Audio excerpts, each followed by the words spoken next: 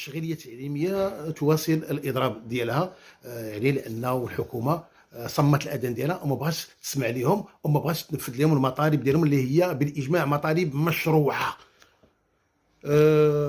ناضوا الأساتذة داروا تنسيقيات وطنية وقالوا نتحاوروا مع الحكومة، قالت لهم لا نتحاوروا مع النقابات، المركزيات النقابية اللي كتمثل الشغيرة، alors que المركزيات النقابية تضم يعني في الصفوف ديالها ناس malheureusement ne sont pas responsables ومتآمرين ومتواطئين ضد الطبقة الشغيرة. علاش؟ لأنهم تابعين للحكومة في الفساد ديالها وفي التعنت ديالها.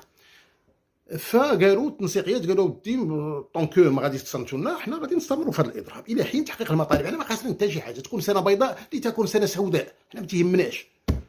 ناضوا اهتدوا الحكومات هدات الى واحد الحيله خبيثه، بغاو زعما يواجهوا يعني اولياء التلاميذ مع الاساتذه، لكن لي بارون